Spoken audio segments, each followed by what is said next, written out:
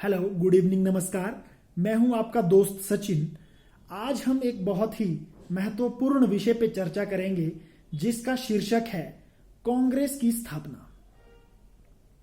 दोस्तों, 28 दिसंबर 1885 को बॉम्बे के सर तेजपाल गोकुलदास महाविद्यालय में कांग्रेस का प्रथम अधिवेशन संपन्न हुआ था। इस अधिवेशन में कुल 100 लोग मौजूद थे और इन 100 लोगों में 72 कांग्रेस के सदस्य थे। दोस्तों, इस अधिवेशन के अध्यक्ष WC बनर्जी थे और इस अधिवेशन के सचिव A.O. ह्यूम थे। दोस्तों, हमने इसमें दो बहुत महत्वपूर्ण चीजें जानी, इस अधिवेशन के अध्यक्ष और इस अधिवेशन के सचिव। यह कांग्रेस का पहला अधिवेशन है जो बॉम्बे में हो रहा है और इसके अध्यक्ष WC बनर्जी और इसमें जो सचिव थे वो A.O. ह्यूम। और दोस्तों, इन 72 सदस्यों में एकमात्र महिला सदस्य मौजूद थी जिनका नाम था कादम्बरी गांगुली। दोस्तों, कादम्बरी गांगुली जी की एक खास बात थी कि ये भारत की पहली महिला स्नातक थी, मतलब ये भारत की पहली ग्रेजुएट महिला थी। दोस्तों, हमने इन सब बातों में 3-4 चीजें बहुत अच्छी तरह याद रखनी है। पहली बात, कांग्रेस की स्थापना 28 दिसंबर 1885। दूसरी बात, पहला अधिवेशन कांग्रेस का कहां हुआ था? बॉम्बे में। किस कॉलेज में? सर तेजपाल गोकुलदास संस्कृत कॉलेज में। और तीसरी बात, इस प्रथम अधिवेशन जो बॉम्बे में हुआ था, इसके अध्यक्ष कौन थे? इसके अध्यक्ष थे WC बनर्जी। और इस अधिवेशन के सचिव कौन थे? इस अधिवेशन के सचिव थे A.O. ह्यूम। और हमने एक और तथ्य जाना कि इन 72 सदस्यों में एकमात्र महिला सदस्य मौजूद थी जिनका नाम था कादम्बरी गांगुली। और इन कादम्बरी गांगुली जी की एक खास बात थी कि ये भारत की पहली स्नातक महिला थी। तो दोस्तों, और हम इसके बाद कांग्रेस के अधिवेशनों के विषय में बहुत महत्वपूर्ण चीजें जानने वाले हैं। सबसे पहले हम देखते हैं 1885। 1885 को कांग्रेस का प्रथम अधिवेशन होता है बॉम्बे में। इसकी अध्यक्षता करते हैं WC बनर्जी और सचिव होते हैं A.O. ह्यूम। उसके अगले वर्ष 1886 में कांग्रेस का अधिवेशन होता है कलकत्ता में। कहां हुआ था? कलकत्ता में। और इसकी अध्यक्षता की थी दादा भाई नौरोजी ने। और इसके अगले वर्ष 1887 में अधिवेशन हुआ था मद्रास में और इस अधिवेशन की अध्यक्षता की थी बदरुद्दीन तियबजी ने। और इसके बाद 1888 में जो चौथा अधिवेशन होता है या हुआ था, यह अधिवेशन हुआ था इलाहाबाद में, जिसे हम अब प्रयागराज कहते हैं। इसकी अध्यक्षता जॉर्ज बाई यूले ने की थी। दोस्तों, आप इसमें एक चीज देख रहे हैं कि ये जो चारों अधिवेशन हो रहे हैं ये देश के 4 हिस्सों में हो रहे हैं: बॉम्बे, कलकत्ता, मद्रास, इलाहाबाद। और आप इसमें एक चीज देखोगे कि जो पहला अधिवेशन है उसकी अध्यक्षता हिंदू कर रहा है और दूसरे अधिवेशन की अध्यक्षता एक पारसी कर रहे हैं, दादा भाई नौरोजी। और तीसरे अधिवेशन की अध्यक्षता एक मुस्लिम कर रहे हैं, बदरुद्दीन तियबजी। और चौथी साल जो अधिवेशन होता है 1888 में, उसकी अध्यक्षता जॉर्ज वाई यूले, जो एक ईसाई थे।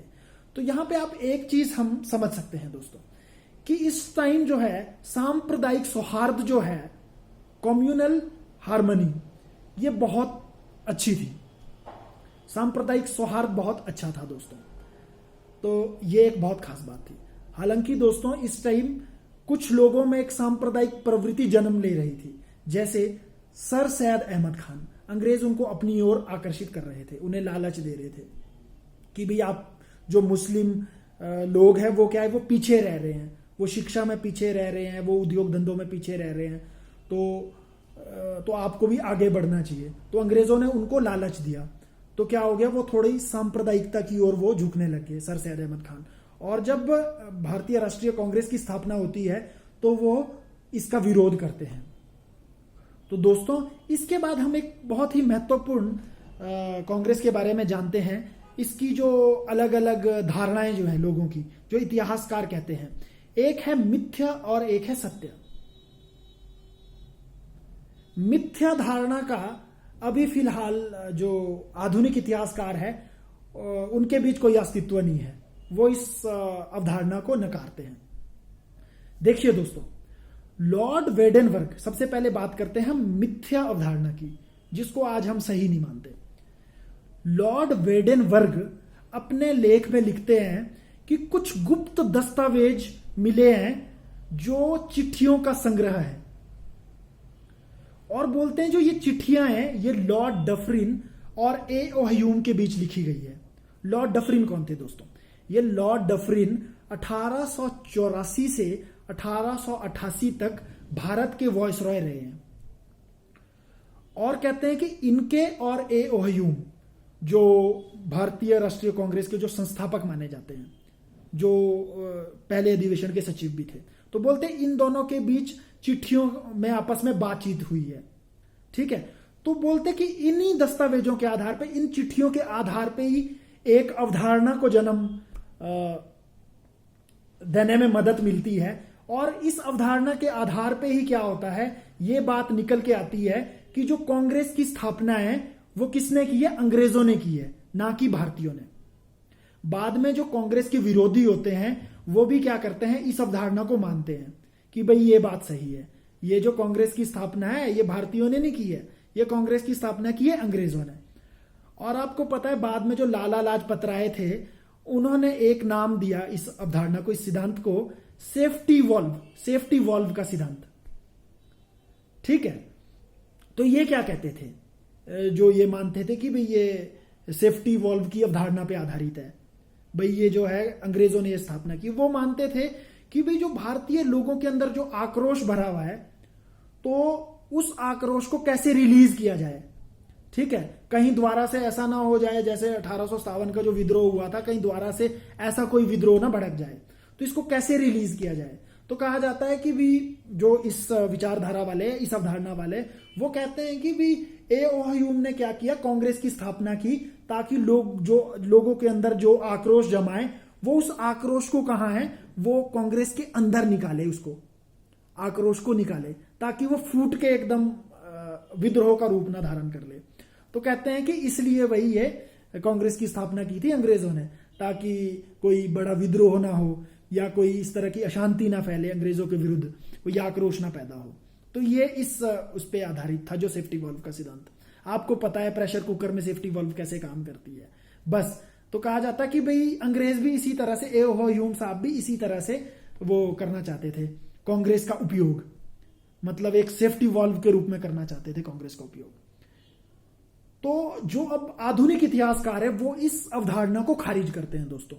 वो इस आधार पर इस अवधारणा को खारिज करते हैं क्योंकि जो ये लॉर्ड वेडेनबर्ग ने जो लेख में लिखा था इन दस्तावेजों के बारे में, भाई जो लॉर्ड डफरिन जो वॉइसरॉय हैं और ए.ओ. ह्यूम के बीच जो चिट्ठियां लिखी गई है, जिस बारे में उन्होंने लेख में बात की है, वो चिट्ठियां मिली नहीं है एक्चुअली, वो जो दस्तावेज है वो मिले नहीं है। तो इस आधार पे जो आधुनिक इतिहासकार बोलते हैं, तो वो बोलते हैं कि ये बकवास है, ऐसा कुछ भी नहीं है। तो वो कहते हैं कि भाई जो भारतीय राष्ट्रीय कांग्रेस की स्थापना हुई है, ये एक सतत रूप से हुई है, धीरे धीरे हुई है, ये आकस्मिक घटना नहीं है भाई, ये एकदम से नहीं हुई है। ये क्या था, लोगों के अंदर एक राष्ट्रीय भावना थी, राष्ट्रीयता की भावना पैदा हो रही थी, तो ये स्थापना इसलिए हुई है दोस्तों। ठीक है, तो ये चीज है, इसलिए इस अवधारणा को नकारते हैं। तो सच्ची बात यही है कि भाई जो मानी जाती है आधुनिक इतिहासकारों द्वारा कि भाई जो कांग्रेस की स्थापना है ये भारतीय लोगों ने की है अंग्रेज अधिकारियों के साथ मिल करके। ठीक है ना, तो ये चीज है। और फिर एक और बात क्या थी कि 1860 का जो दशक है और 70 का दशक है, 80 का दशक है, इसमें कई ऑर्गेनाइजेशंस भी बन रही थी। ठीक है, मद्रास महाजन सभा है, जैसे ईस्ट इंडिया एसोसिएशन है, और आपकी बंगाल ईस्ट इंडिया एसोसिएशन है। तो ये क्या है, जो इन संस्थाओं के जो संस्थापक थे, ये क्या है, ये आपस में मिलते रहते थे, इसके जो सदस्य थे आपस में मिलते थे। ठीक है, तो इन्होंने क्या है, इन्होंने भारतीय राष्ट्रीय कांग्रेस की स्थापना की, एक नींव रखी। कहते हैं कि ये एक ग्रेजुअली ये चीजें होती रही, लास्ट में क्या हुआ, उसके रिजल्ट क्या हुआ, उसका भारतीय राष्ट्रीय कांग्रेस के रूप में रिजल्ट हुआ। ये आज मतलब मॉडर्न टाइम में ये माना जाता है, जो मॉडर्न जो हिस्टोरियन जो है, जो इतिहासकार है, वो ये बात मानते हैं आज। ठीक है, तो हमने ये चीजें तमाम पढ़ी। और मैं आपको एक चीज बता दूं कि साथ साथ जैसे दादा भाई नौरोजी थे, वो लंदन में काम कर रहे थे। ठीक है, और आपके उसके बावजूद A.O. ह्यूम भारत में काम कर रहे थे, तो उनका इसमें बहुत ज्यादा योगदान रहा। मतलब भारतीय राष्ट्रीय कांग्रेस का एक आधार बनाने में बहुत ज्यादा योगदान रहा। तो दोस्तों, आज हमने भारतीय राष्ट्रीय कांग्रेस के बारे में काफी विस्तृत रूप से जाना, भारतीय राष्ट्रीय कांग्रेस की स्थापना के विषय में जाना, और इसकी दोनों अवधारणाओं को जाना कि इसकी मिथ्या अवधारणा क्या है, जो अभी सही नहीं है। मिथ्या मतलब होता है गलत। ठीक है, और जो इसका सत्य क्या है, जो आज मॉडर्न जो आधुनिक इतिहासकार है वो क्या बताते हैं। तो ये चीज हमने जाना। तो दोस्तों, इसके बाद हम देखेंगे 1885 के बाद 1905 के बीच जो नरम दल जो आता है, नरम दल के जो नेता आते हैं, वो किस किस तरह से काम करते हैं, किस किस तरह से कांग्रेस का एक उदारवादी चरण चलता है। तो उसके विषय में हम नेक्स्ट वीडियो में जानेंगे। और हम इसी तरह से 1947 तक मॉडर्न हिस्ट्री को कंप्लीट करेंगे। और दोस्तों, 1857 से पहले का जो कुछ पार्ट रहता है, उसको हम धीरे धीरे, वो बहुत ज्यादा इंपॉर्टेंट भी नहीं है आपकी एग्जाम की दृष्टि से, तो उन चीजों को हम बाद में अलग से टॉपिक वाइज कवर करेंगे। जैसे पलासी हो गया या फिर बक्सर है, तो काफी ऐसी चीजें हैं, तो वो हम नेक्स्ट वीडियो में कवर करेंगे, या हम इसको पूरा कंप्लीट करने के बाद हम कभी उसे कवर करेंगे। दोस्तों, आपका बहुत बहुत धन्यवाद वीडियो देखने को। नमस्कार।